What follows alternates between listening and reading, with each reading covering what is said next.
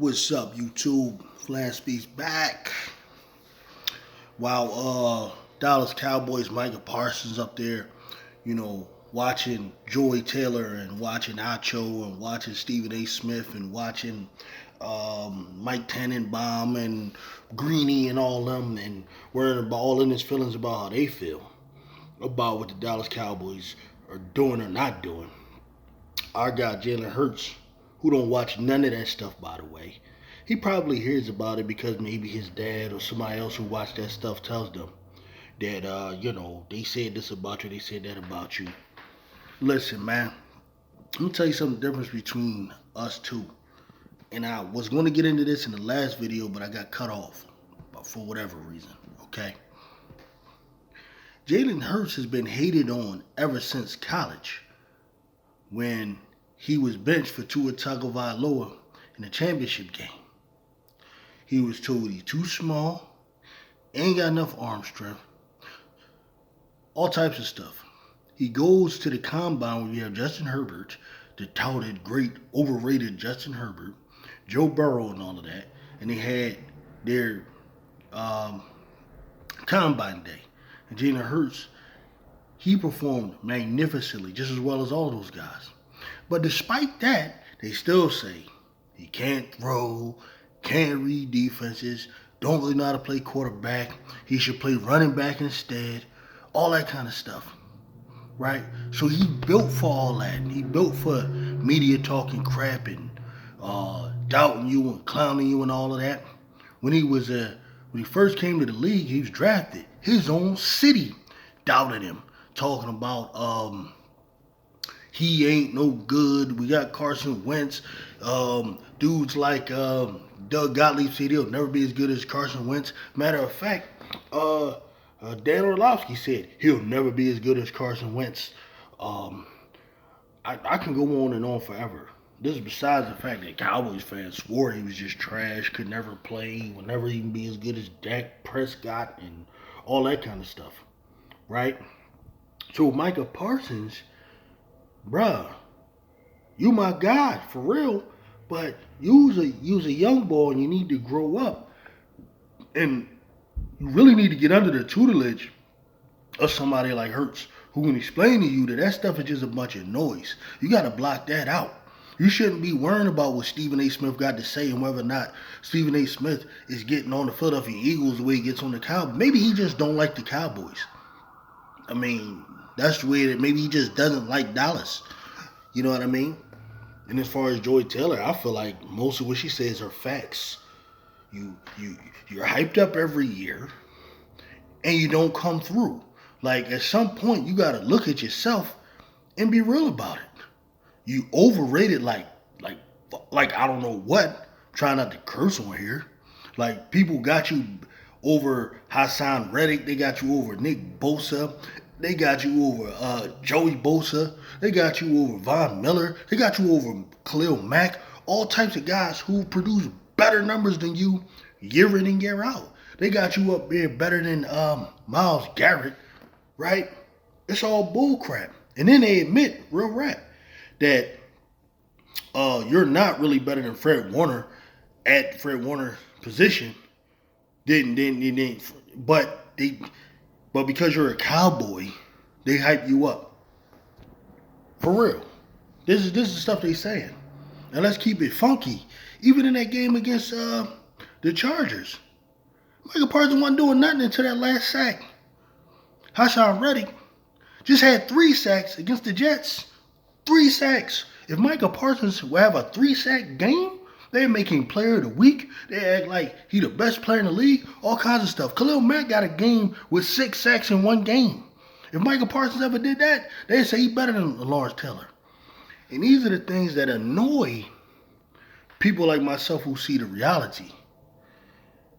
Like, this is the last dude in the world that should be running around here talking about the same energy for this and the same energy for that. Bruh, media outlets don't have to like you, bro. Like, there's dudes in the media who still don't like Jalen Hurts even after he went to the Super Bowl and all that. They say, well, he didn't do anything in the playoffs. He didn't do this. He didn't do that. You know, had an easy road. Like, there's dudes that's always gonna talk, bro. What you gotta learn is, and maybe I don't know. Maybe Hurts had the benefit of having a dad, and I don't know your situation. Maybe your dad was a different type of boy, but you gotta learn, man, to keep that feminine energy down and just block all that out, you know, and just keep balling. Y'all barely won the game. So I guess if y'all would have lost, you wouldn't have said nothing. So if y'all win the little 3-point game to the Chargers, who stink, right? The quarterback that's a choker. You feel like you could just talk now. Oh, why didn't you get the Eagles the same energy? Because the Eagles only lost one game. The Eagles shown that they can actually put together a string of games and actually get to a Super Bowl. Whereas y'all go out in the first or second round every year. So why would they get the same energy? One team gets the benefit of the doubt. The 49ers were just in the Super Bowl back against the Chiefs less than 5 years ago, right? They got the championship game last year. They knocked y'all out twice, so they're going to get the benefit of the doubt over y'all.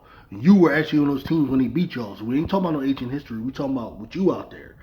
They even got the 2 championship games on your watch, buddy. Okay? So why do you think they won't get the benefit of the doubt over your team? You need to block out the noise. Focus on ball. Focus on ball. And I don't know. That's why I think, man, the Dallas Cowboys just won't be where the Eagles are. They're just not going to get there because of that. And that's for all you Cowboy fans that want to come on the channel talking about what y'all did back in the 70s and the 90s. Bruh, wake up, man. That don't mean nothing because all that happened. And I gave the reasons why. Those things boil down to ownership. The Philadelphia Eagles, ever since the 1960s, had a string of bad luck and bad ownership. From the 60s all the way to 1994 when Jeffrey Lurie bought the team. Since Jeffrey Lurie has bought the team, the Philadelphia Eagles have been the better franchise than the Dallas Cowboys. Say whatever you want, bruh. That's 7 NFC Championship appearances. 3 Super Bowl appearances, bro. A Super Bowl title. You dig what I'm saying? Since he on his watch. It's not even close, my nigga. My man. Wow. The Dallas Cowboys, can't even make it to a championship game, bro. Can't get past 2 playoff games, man, since 1994 under Jeffrey Lurie watch. Y'all not them boys. Now, you want to talk about the 70s when you had Tony Dorsett and Robert Newhouse and all them, that's cool. Tony Hill or whatever, cool. Hollywood Henderson, thing about it is them dudes ain't with y'all this year. They're not going to help y'all do anything. You got to rely on dudes like Micah Parsons who rather be on a podcast, rather run his mouth than go out there and handle his business. Overrated boy, man. Like, you're going to fall on his face because you overrate him too much. He's not what y'all saying. It's crazy, man. It's crazy. It's crazy. And as for this Miami team, we about to show them what it is. Miami have not beaten a team of any significance since forever. Okay, they like 5-25 against good teams, right? I know 25 games, you got to go back a long while, but even now, when they played Buffalo, they got mangled.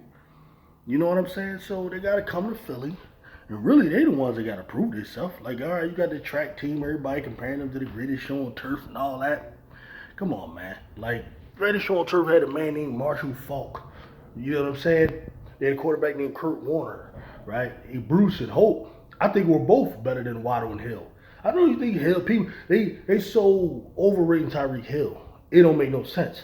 I saw a segment where it was Dan Orlovsky, Stephen A. Smith, and Shannon Sharp, and these jokers had the nerve to see Tyreek Hill is the scariest wide receiver ever. They say he's scarier than Randy Moss.